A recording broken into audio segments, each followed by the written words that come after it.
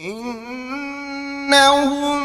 كانوا قبل ذلك محسنين كانوا قليلا من الليل ما يهجعون وبالأسر. بسم اللہ الرحمن الرحیم. السلام علیکم ورحمۃ اللہ وبرکاتہ. ناظرین کرام، پروگرام رمضان المبارک اور ہمارے اسلاف کے ساتھ میزبان محمد زید لکھوی حاضر خدمت ہے. آج کے اس پروگرام میں ہمارا موضوع ہے سلف صالحین کی قرآن سے محبت اور تلاوت. یعنی قرآن پاک جو دنیا کی تمام کتابوں میں سے افضل ترین کتاب اور کائنات کے مالک کا کلام ہے، اس سے محبت رکھنا اور اس کی تلاوت کے لیے ہر وقت خواہش مند رہنا، اور جب بھی وقت ملے تو تلاوت قرآن کو اپنی اولین ترجیح بنانا. ناظرین کرام، نبی علیہ الصلاۃ والسلام، صحابہ کرام رضوان اللہ علیہ مجمعین اور ہمارے اسلاف، یہ سب کا ہی معمول رہا ہے. سبب یہ ہے کہ یہ اللہ کا کلام ہے، اور پھر خاص طور پہ رمضان المبارک کے اندر اسلاف جو ہیں وہ قرآن پاک کی طرف خاص طور پر متوجہ ہوتے تھے. وجہ یہ ہے کہ اس رمضان کی تمام سعادتیں اور برکتیں اسی قرآن کی وجہ سے ہیں. جیسا کہ اللہ تعالیٰ نے فرمایا اعوذ باللہ من الشیطان الرجیم شہر رمضان الذی انزل فیہ القرآن، کہ یہ رمضان کا مہینہ جس کو تم اتنی برکتوں بھرا، مغفرتوں اور رحمتوں بھرا دیکھ رہے ہو، یہ مہینہ وہ ہے کہ اس میں قرآن نازل ہوا تھا. تو جب یہ مہینے کی ساری فضیلتوں کا سبب قرآن ہے اور یہ قرآن کے نزول کا جشن ہے یہ رمضان، تو پھر یقیناً یہ حق بنتا ہے اہل ایمان کا کہ وہ اس مہینے میں قرآن کے ساتھ اپنا خاص تعلق قائم کریں. ناظرین کرام، یہ رمضان المبارک کا مہینہ صرف جو کتاب ہدایت کے سلسلے کی آخری کتاب ہے قرآن پاک، یہ اس کے نزول کا ہی مہینہ نہیں ہے، بلکہ بعض روایات میں یہ پتہ چلتا ہے، جیسے لطائف المعارف میں واصلہ بن اسقا سے روایت درج کی گئی ہے، جس میں نبی کریم صلی اللہ علیہ وسلم نے فرمایا کہ نزلت صحف ابراہیم فی اول لیلۃ من شہر رمضان، کہ ابراہیم علیہ السلام کے صحیفے جو ہیں وہ اسی رمضان کی پہلی رات کو نازل ہوئے تھے. تورات جو تھی وہ 6 رمضان کو نازل ہوئی اس روایت کے مطابق، اور انجیل 13 رمضان المبارک کو نازل ہوئی تھی، اور قرآن پاک جو ہے وہ 24 راتیں جب گزر گئی تھیں، یعنی 24 رمضان کے بعد نازل ہوا ہے. ناظرین کرام، یہ مہینہ ہے ہی اللہ کی ہدایت کے ساتھ خاص. وہ قرآن ہے، وہ انجیل ہے، تورات ہے، زبور ہے، وہ صحف ابراہیم ہے. اللہ تعالیٰ نے ان تمام ہدایت کی کتابوں کے نزول کے لیے اسی مہینے کو خاص فرمایا. یہی سبب ہے کہ ہمارے اسلاف اسی قرآن کے ساتھ جڑنے کو اس رمضان کے اندر بہت ضروری خیال کرتے تھے. ناظرین اکرام، اس قرآن پاک کے ساتھ جڑنا اور اس سے تعلق قائم کرنا یہ صرف عادت ہی نہیں تھی، ایک معمول ہی نہیں تھا ہمارے اسلاف کا، بلکہ اللہ تعالیٰ نے بھی ہمیں اس کی طرف توجہ دلائی ہے. سورہ الزخرف کی آیت نمبر 43 اور 44 میں اللہ تعالیٰ فرماتے ہیں اعوذ باللہ من الشیطان الرجیم استمسک بالذی اوحی الیک، چمٹ جاؤ مضبوطی سے اس چیز کے ساتھ جو آپ کی طرف وحی کی گئی ہے. انکا علی صراط مستقیم، آپ سیدھے راستے پر ہیں، اور سیدھا راستہ یہی ہے کہ اللہ کی طرف سے جو نازل کردہ وحی ہے، قرآن ہے، اس کے ساتھ چمٹ جایا جائے. ساتھ فرمایا کہ وَإِنَّهُ لَذِكْرٌ لَكَ، یہ نصیحت ہے آپ کے لیے بھی، وَلِقَوْمِكَ، اور آپ کی قوم کے لیے بھی. فَسَوْفَ تُسْأَلُونَ، جلد ہی تم سے پوچھا جائے گا کہ اس قرآن کے ساتھ تم نے کیا معاملہ کیا تھا. اسی طرح سورۃ العنکبوت میں اللہ تعالیٰ یہ حکم ارشاد فرماتے ہیں اعوذ باللہ من الشیطان الرجیم اتل ما اوحی الیک من الکتاب، جو آپ کی طرف کتاب میں سے نازل کیا گیا ہے اس کی آپ تلاوت کریں۔ یعنی تلاوت قرآن پاک نہ صرف یہ ہمارے اسلاف کا معمول ہے بلکہ اس کے بارے میں اللہ تعالیٰ نے حکم ارشاد فرمایا قرآن پاک کے اندر۔ تو ہمارے اسلاف اگر اس قرآن کے ساتھ رمضان المبارک میں خاص تعلق قائم کرتے تھے تو اس کی بنیاد یقیناً اللہ تعالیٰ کے احکامات اور قرآن پاک کی فضیلتیں اور برکتیں ہیں۔ یقیناً ناظرین کرام یہ قرآن پاک کتاب ہی ایسی ہے کہ اس کے ساتھ جڑے بغیر نہ کوئی انسان دنیا میں کامیاب ہو سکتا ہے نہ آخرت میں۔ یہی وہ کتاب ہے جس کے بارے میں رسول اللہ صلی اللہ علیہ وسلم نے ارشاد فرمایا کہ ان اللہ یرفع بہذا الکتاب اقواما ویضع بہ آخرین۔ یہی وہ کتاب ہے کہ جس کے ساتھ جڑ جانے کی وجہ سے بہت سے لوگوں کو اللہ تعالیٰ سربلندی عطا فرمائیں گے، اور یہی وہ کتاب ہے کہ جس کو چھوڑ دینے سے بہت سارے لوگ وہ ذلیل اور رسوا ہو جائیں گے۔ تو ناظرین کرام ایسا نسخہ کیمیا کہ جس کو پڑھ کر جس پر عمل پیرا ہو کر قومیں دنیا میں عروج حاصل کر سکتی ہیں اور جس کو چھوڑ دینے والی قومیں ذلیل اور رسوا ہو سکتی ہیں، یقیناً وہ نسخہ کیمیا ایسا اہم نسخہ ہے کہ جس کے ساتھ جڑ جانا ہر صاحب ایمان کے لیے لازمی محسوس ہوتا ہے۔ ناظرین کرام، بخاری شریف کی روایت ہے، ابو ہریرہ رضی اللہ تعالیٰ عنہ راوی ہیں، وہ فرماتے ہیں کہ کان یعرض علی النبی القرآن کل عام مرۃ فعرض علیہ مرتین فی العام الذی قبض وکان یعتکف کل عام عشرا فاعتکف 20 فی العام الذی قبض۔ یہ بخاری شریف کی روایت یہ ظاہر کرتی ہے کہ نبی کریم صلی اللہ علیہ وسلم بھی رمضان المبارک میں قرآن پاک کے ساتھ خاص تعلق قائم فرماتے تھے، اور حضرت ابو ہریرہ رضی اللہ تعالیٰ عنہ فرماتے ہیں کہ ہر رمضان میں ایک مرتبہ پورا قرآن رسول اللہ صلی اللہ علیہ وسلم پر پیش کیا جاتا تھا، یعنی جبرائیل علیہ السلام تشریف لاتے تھے، اور آپ صلی اللہ علیہ وسلم ہر رمضان میں ایک دفعہ پورے قرآن کا دور فرماتے تھے۔ اور فرمایا کہ آخری سال جس سال آپ صلی اللہ علیہ وسلم دنیا سے رخصت ہوئے تو آپ نے یہ قرآن پاک کا دور 2 دفعہ کیا، اور باقی رمضان میں آپ صلی اللہ علیہ وسلم آخری 10 دن اعتکاف کیا کرتے تھے، اور آخری جو رمضان مبارک تھا آپ کی زندگی کا اس میں آپ نے 20 دن اعتکاف فرمایا، یعنی آخری رمضان جو تھا آپ صلی اللہ علیہ وسلم کی زندگی کا اس میں آپ صلی اللہ علیہ وسلم نے 20 دن اعتکاف فرمایا۔ یہ روایت یہ ظاہر کرتی ہے کہ نبی علیہ الصلاۃ والسلام بھی اللہ کے ان احکامات کی تعمیل میں رمضان المبارک میں قرآن کے ساتھ خصوصی تعلق وابستہ فرماتے تھے۔ اسی طرح قرآن پاک کی فضیلت کے حوالے سے اور قرآن پاک کی قرأت کے حوالے سے، اس کو پڑھنے کے حوالے سے بھی کئی روایات ہیں کہ جو اس کی اہمیت اور فضیلت کو ظاہر کرتی ہیں۔ یقیناً جو لوگ پھر اس قرآن سے جڑتے ہیں وہ ان فضیلتوں کے مستحق ٹھہرتے ہیں۔ ابو داؤد شریف کی روایت ہے، حضرت سہل بن معاذ الجہنی وہ روایت کرتے ہیں اپنے والد سے کہ ان رسول اللہ صلی اللہ علیہ وسلم قال، کہ اللہ کے رسول صلی اللہ علیہ وسلم نے ارشاد فرمایا کہ من قرأ القرآن وعمل بما فیہ، جس شخص نے قرآن پاک کی قرأت کی، یعنی وہ پڑھتا ہے قرآن کو اور پھر عمل کرتا ہے جو اس قرآن کے اندر ہے، تو ایسا قرآن کا پڑھنے والا، باعمل قرآن کا پڑھنے والا جو قرآن کو سمجھ کر پڑھتا ہے اور پھر اس کے مطابق اپنا عمل بناتا ہے، تو آپ صلی اللہ علیہ وسلم فرماتے ہیں کہ البس والداہ تاجن، اس کے ماں باپ کو قیامت کے دن ایسا تاج پہنایا جائے گا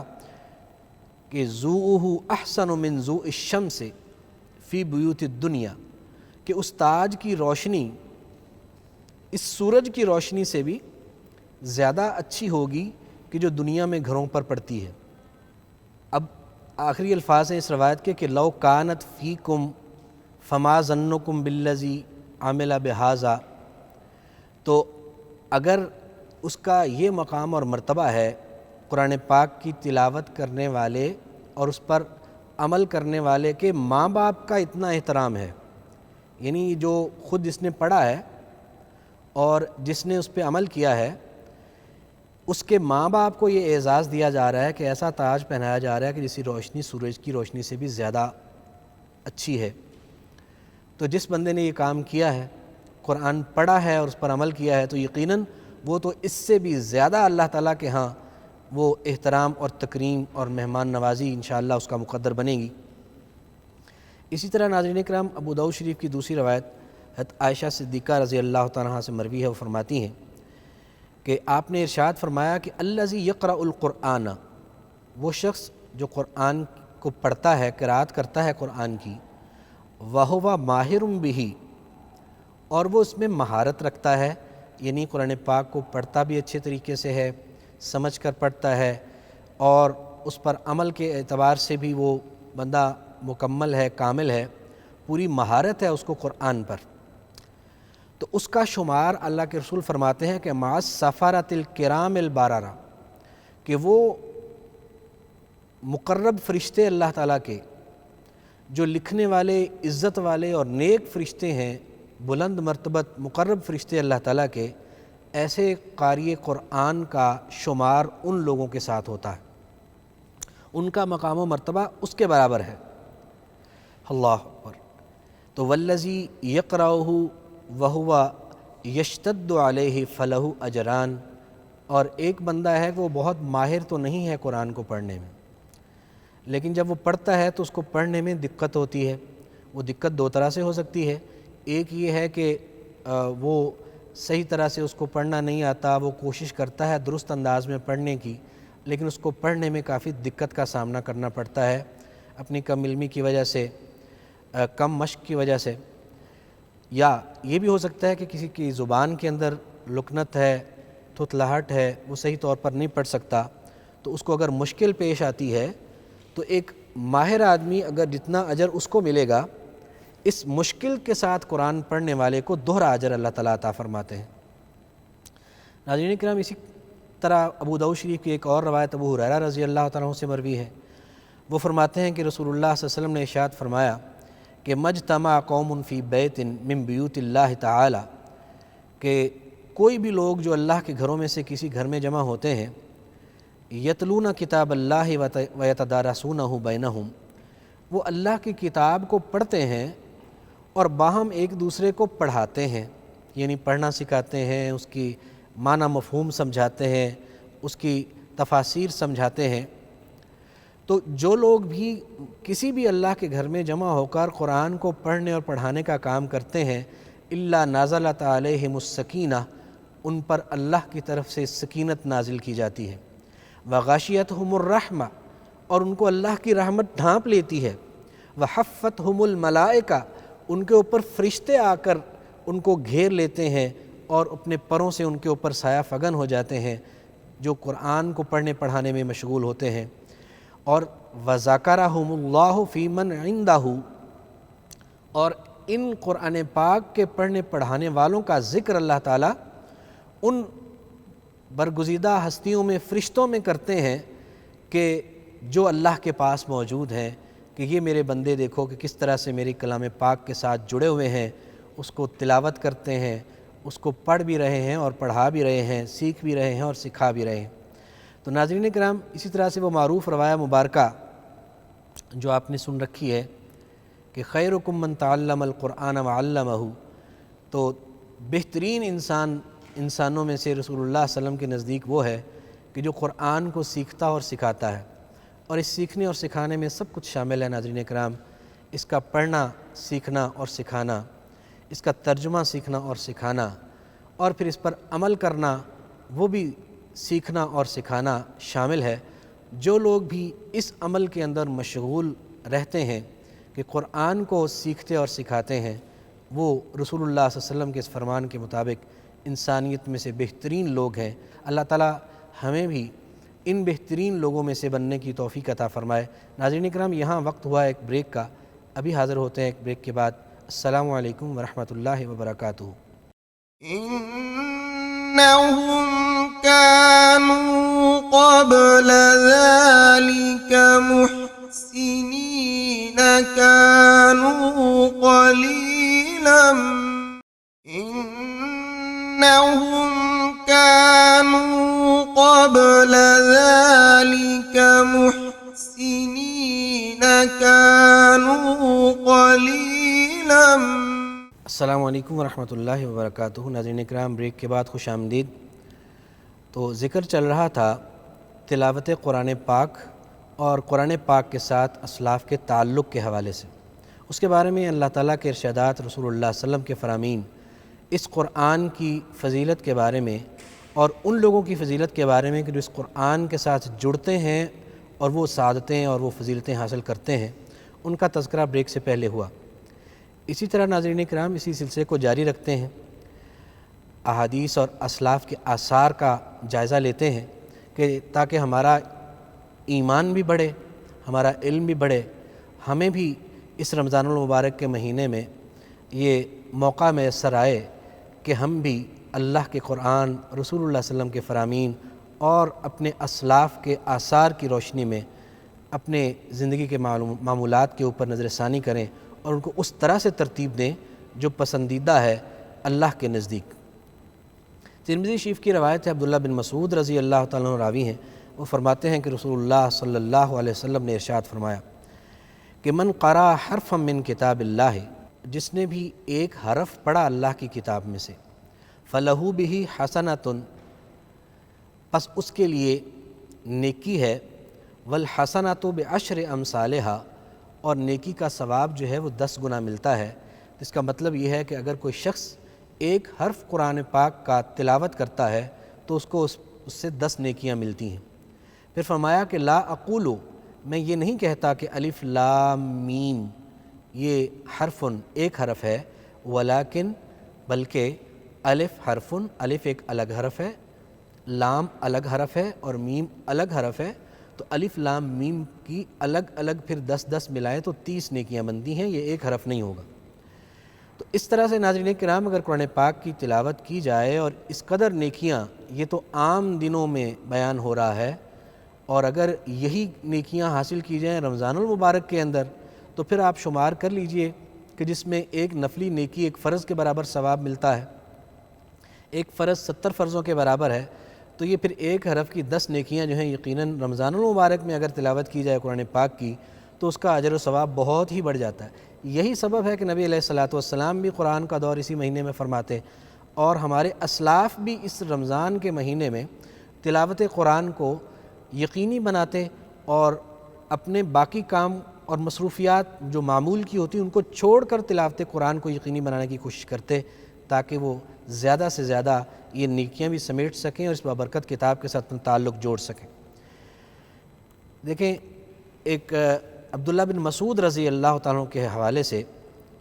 سنن الکبریٰ امام بہقی کی جو کتاب ہے اس میں بھی،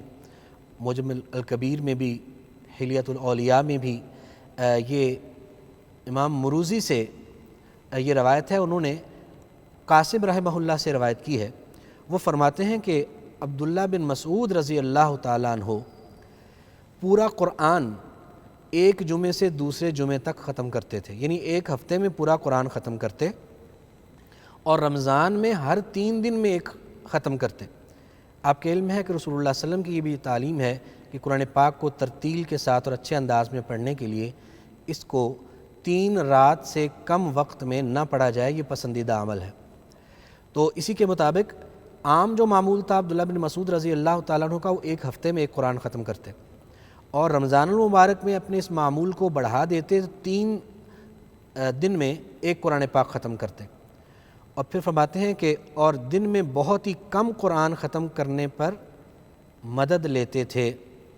یعنی قرآن ختم کرنے کے لیے دن میں کم وقت نکالتے تھے، رات میں زیادہ قیام اللیل کے اندر عبداللہ بن مسعود رضی اللہ تعالیٰ عنہ جو ہے وہ قرآن پاک کی تلاوت اور قرات جو ہے اس کا اہتمام فرماتے تھے.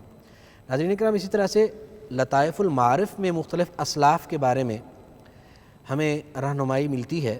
عرض کرتا ہوں کہ وہ کہتے ہیں کہ کان بعض السلف یختم فی قیام رمضان فی کل سلاسل عائل. بعض اسلاف جو تھے وہ تو رمضان المبارک میں جب رات کو قیام کرتے تو 3 راتوں میں ایک قرآن ختم کرتے تھے. وبعضهم فی کل 7، اور بعض لوگ ہر 7 راتوں میں رمضان المبارک میں قرآن ختم کرتے، اور حضرت قتادہ بھی ان میں سے تھے. وبعضهم فی کل عشرۃ، اور بعض لوگ 10 راتوں میں قرآن پاک کو ختم کرنا یقینی بناتے تھے، اور منہم ابو رجاء العطاردی رحمہ اللہ، یہ ان میں سے ایک ہیں۔ اسی طرح سے کہتے ہیں کہ وکان السلف یتلون القرآن فی شہر رمضان فی الصلاۃ وغیرہا، ہمارے اسلاف جو تھے رمضان المبارک میں نہ صرف قرآن پاک کی تلاوت قیام اللیل میں کرتے تھے، نماز میں اور نوافل میں کرتے تھے، بلکہ نماز سے ہٹ کر بھی قرآن پاک کی تلاوت کرتے تھے۔ کان الاسود، حضرت اسود جو تھے، یقرأ فی کل لیلتین فی رمضان،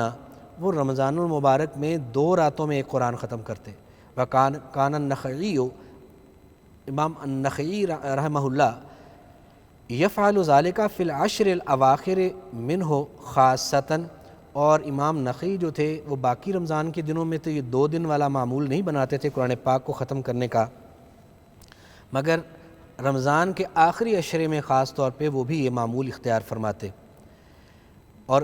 بتاتے ہیں کہ وفی بقیت الشہر فی ثلاث، باقی مہینے میں وہ 3 دن میں ہی ختم کرتے تھے، تو آخری عشرے کی خاص فضیلت کی وجہ سے اس میں وہ زیادہ قرآن پڑھتے۔ اور کہتے ہیں کہ وکانہ قتادہ تو یختم فی کل 7 دائما، کہ عمومی معمول حضرت قتادہ رحمہ اللہ کا یہ تھا کہ وہ 7 راتوں میں یا 7 دنوں میں قرآن پاک ختم کرتے تھے، اور وفی رمضان فی کل 3، اور رمضان المبارک میں وہ 3 دنوں میں ختم کرتے تھے، عام رمضان المبارک کے دنوں میں یعنی پہلے 20 دنوں میں۔ وفی العشر الاواخر، اور جب آخری عشرہ آ جاتا تو کل لیلۃ، ہر رات میں بھی قرآن پاک وہ ختم کرتے حضرت قتادہ رحمہ اللہ۔ امام شافعی رحمۃ اللہ علیہ کے بارے میں لکھا ہے لطائف المعارف میں کہ رمضان المبارک میں 60 قرآن پاک وہ ختم کرتے تھے کہ یقرأھا فی غیر الصلاۃ، یعنی وہ 60 قرآن پاک یعنی روزانہ کے 2 قرآن پاک، اور وہ بھی نماز کے علاوہ، اور بہت ہی یہ غیر معمولی قسم کا عمل ہے، اس کی صحت کے حوالے سے تو اللہ تعالیٰ بہتر جانتا ہے، لیکن لطائف المعارف میں یہ درج ہے کہ امام شافعی رحمۃ اللہ علیہ بغیر نماز کے رمضان المبارک میں 60 قرآن پاک ختم فرماتے ہیں، اور یہی اسی طرح کا معمول امام ابو حنیفہ رحمہ اللہ کا بھی تھا۔ اسی طرح سے لکھا ہے لطائف المعارف میں کہ وکانہ قتادہ تو یدرس القرآن فی شہر رمضان، کہ حضرت قتادہ رحمہ اللہ جو تھے وہ قرآن پاک کو پڑھتے تھے رمضان المبارک کے مہینے میں۔ وکان الزہری اذا داخل رمضان، اور امام زہری کا یہ معمول تھا کہ جب رمضان شریف شروع ہو جاتا تو قالا، تو کہتے کہ فإنما ہوا تلاوت القرآن و اطعام الطعام، بھئی رمضان المبارک کے مہینے میں تو اب کوئی یہ اور کام کرنے کا نہیں ہے، یہ مہینہ تو صرف تلاوت قرآن اور کھانا کھلانے والا ہے، یعنی اس میں کھانا کھلایا جائے اور تلاوت قرآن کی جائے۔ اسی طرح سے ابن عبد الحکم امام مالک رحمہ اللہ کے حوالے سے بتاتے ہیں کہ اذا دخل رمضان یفر من قراءۃ الحدیث و مجالسۃ اہل العلم، کہ امام مالک کا یہ معمول تھا کہ جب رمضان شروع ہو جاتا تو حدیث شریف کا پڑھنا پڑھانا اور اہل علم کی مجلسوں میں بیٹھنا چھوڑ دیتے۔ وَأَقْبَلَ عَلَىٰ تِلَاوَةِ الْقُرْآنِ مِنَ الْمُصْحَفِ، اور قرآن پاک کو دیکھ کر اس پر سے تلاوت کرنا ان کا معمول ہوتا۔ ناظرین کرام، سفیان ثوری رحمہ اللہ کے بارے میں یہ بتایا گیا ہے کہ اذا دخل رمضان ترک جمیع العبادت، وہ تمام دیگر عبادات چھوڑ دیتے، وَأَقْبَلَ عَلَىٰ قراءۃ القرآن، اور وہ قراءت قرآن پر اپنے آپ کو کاربند کر لیتے ہیں۔ عائشہ صدیقہ رضی اللہ تعالیٰ عنہ کے بارے میں بھی یہ لکھا ہے کہ وہ رمضان المبارک میں آپ قراءت فرماتی تھیں قرآن پاک کو دیکھ کر اول النہار، دن کے شروع کے حصے میں، فی شہر رمضان فَإِذَا طَلَعَتِ الشَّمْسُ نامت، یعنی فجر کی نماز سے لے کے سورج کے طلوع ہونے تک وہ قرآن پاک کی تلاوت فرماتی، اور جب سورج طلوع ہوتا تو عائشہ صدیقہ رضی اللہ تعالیٰ عنہ استراحت فرماتی تھیں۔ ناظرین کرام، یہ قرآن پاک کی برکتیں اور سعادتیں اس قدر اس کی تلاوت کی، یہی وجہ ہے کہ ہمارے اسلاف رمضان المبارک میں خاص طور پر تلاوت قرآن پاک کو اپنے لیے بہت ضروری عمل سمجھتے تھے۔ امام ترمذی نے ایک حدیث روایت کی ہے جس کو انہوں نے حسن غریب کہا ہے۔ ابو سعید خدری رضی اللہ تعالیٰ اس کے راوی ہیں، فرماتے ہیں کہ اللہ کے رسول نے فرمایا کہ اللہ تعالیٰ فرماتے ہیں کہ من شغلہ القرآن عن ذکری، جس کو قرآن نے مشغول کر دیا اور وہ میری یاد کے باقی جو صورتیں تھیں ان کو اختیار نہیں کر سکا اور صرف قرآن پڑھتا رہا، اور ومسألتی، اور مجھ سے دعائیں بھی وہ نہیں کر سکا اس لیے کہ وہ قرآن میں مشغول تھا، آتیتہ افضل ما اوتی السائلین، تو اس بندے کو جو قرآن میں مشغول رہا اور مجھ سے دعائیں نہیں کر سکا، میں اس کو تمام مانگنے والوں نے جو کچھ مانگا اس سے بھی بہتر عطا کروں گا۔ اور ساتھ فرمایا کہ وفضل و کلام اللہ علی سائر الکلام کفضل اللہ علی خلقہ، اللہ کے اس پاک کلام کی فضیلت باقی تمام کلاموں سے، اس کتاب کی فضیلت دنیا کی تمام کتابوں سے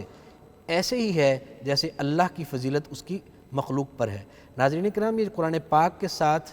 جڑ کر رہنا یہ ہمارے اسلاف کا معمول رہا ہے۔ ناظرین کرام، نبی علیہ الصلاۃ والسلام سے لے کے صحابہ کرام رضوان اللہ علیہ مجمعین، تابعین، تبع تابعین اور ہمارے عصر حاضر کے ان اسلاف کا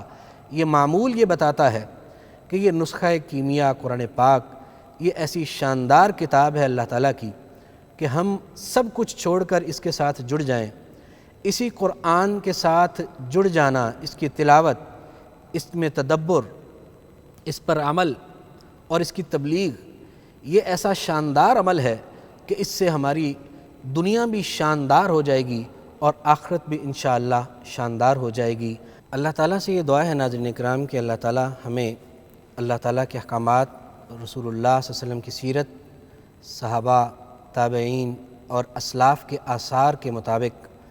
ہمیں بھی اس قرآن کے ساتھ جڑنے کی اللہ تعالیٰ توفیق عطا فرمائے، تاکہ ہم بھی یہ تمام دنیا اور آخرت کی سعادتیں جو قرآن کی وجہ سے اللہ تعالیٰ نے مہیا کر رکھی ہیں ہم ان کو حاصل کر سکیں۔ ناظرین کرام، تلاوت قرآن کرنے والا اللہ کے نزدیک اور اللہ کے رسول کے نزدیک کیا مرتبہ رکھتا ہے کہ تلاوت قرآن کی سعادت سے منافق بھی جو ہے وہ محروم نہیں ہے۔ ایک روایت عرض کر کے بات کو ختم کرتا ہوں، آج پروگرام کا وقت اختتام کے قریب ہے، کہ بخاری اور مسلم شریف کی روایت ہے متفق علیہ، ابو موسیٰ الاشعری رضی اللہ تعالیٰ راوی ہیں، وہ فرماتے ہیں کہ رسول اللہ صلی اللہ علیہ وسلم نے ارشاد فرمایا کہ مثل المؤمن الذی یقرأ القرآن، ایسے مومن کی مثال کہ جو قرآن کی تلاوت کرتا ہے، ایسے پھل جیسی ہے، یعنی مومن ہے اور وہ قرآن پاک کی تلاوت کرتا ہے، وہ ایسا پھل ہے کہ ریحھا طیب و طعمھا طیب، ایسا پھل ہے کہ جس کی خوشبو بھی بہت اچھی ہے اور اس کا ذائقہ اور مٹھاس وہ بھی اچھی ہے۔ پھر فرمایا کہ ومثل المؤمن الذی لا یقرأ القرآن، ایسا مومن جو قرآن کی قرأت نہیں کرتا ہے مومن، لیکن اپنے مصروفیات کی وجہ سے قرآن پاک کی قرأت نہیں کر پاتا یا کر سکتا، کمثل تمرۃ، اس کی مثال خشک کھجور کی طرح ہے، لا ریح لہا، اس کی کوئی خوشبو نہیں ہوتی خشک کھجور کی، وطعمھا حلو، لیکن اس کا ذائقہ میٹھا ہوتا ہے۔ یہ ایسا مومن جو ہے مومن لیکن تلاوت نہیں کر رہا۔ پھر فرمایا کہ ومثل المنافق الذی لا یقرأ القرآن، ایسا منافق جو قرآن کی تلاوت نہیں کرتا، اس کی مثال ایسے پھل کی ہے، اور اس پھل کی مثال جسے پنجابی میں تمہ کہتے ہیں، حنظلۃ عربی میں اس کو کہتے ہیں، اس کی مثال دی آپ صلی اللہ علیہ وسلم نے کہ اس کی مثال اس کی طرح ہے منافق کی، کہ جو منافق بھی ہے اور تلاوت قرآن بھی نہیں کرتا، یعنی نہ تو اس کی کوئی سمیل ہے، بو بھی کوئی نہیں آتی، اور اس کا ذائقہ جو ہے وہ بھی کڑوا ہے۔ پھر فرمایا کہ ومثل المنافق الذی یقرأ القرآن، وہ منافق جو قرآن کی تلاوت کرتا ہے اس کی مثال ایسے پھل کی ہے کہ جس کی خوشبو تو اچھی ہے لیکن اس کا ذائقہ کڑوا ہے۔ تو ناظرین کرام، یہ تلاوت قرآن ہر مسلمان کو اسے عام زندگی میں بھی اپنا معمول بنانا چاہیے، لیکن رمضان المبارک کی ان بابرکت ساعتوں میں جس میں نیکیوں کے پیمانے بدلے ہوئے ہیں، ان کے اندر تو جس قدر ہم زیادہ سے زیادہ قرآن پاک کی تلاوت کر سکیں اپنے اسلاف کے طریقے پر عمل کرتے ہوئے، کہ 3 دن میں قرآن پاک ختم کر سکے تو 3 دن میں کریں، 3 میں نہیں تو 7 میں کریں، 7 میں نہیں تو 10 میں کریں، 10 میں نہیں تو پھر جس طرح رسول اللہ صلی اللہ علیہ وسلم رمضان المبارک میں ایک دفعہ ضرور دور فرماتے تھے قرآن پاک کا، تو کم از کم ایک دفعہ تو پورے رمضان میں ضرور قرآن پاک جو ہے اس کی تلاوت وہ مکمل کریں۔ اللہ تعالیٰ سے یہ دعا ہے کہ اللہ تعالیٰ ہمیں رمضان المبارک کی ان بابرکت ساعتوں میں قرآن کے ساتھ اس طرح سے جڑ جانے کی توفیق دے تاکہ ہماری دنیا بھی سنور جائے اور آخرت بھی۔ اس کے ساتھ ہی پروگرام کا اختتام ہوتا ہے۔ کل حاضر ہوں گے انشاءاللہ نئے موضوع کے ساتھ، تب تک کے لیے اجازت دیجیے۔ فی امان اللہ، السلام علیکم ورحمۃ اللہ وبرکاتہ۔ إنهم كانوا قبل ذلك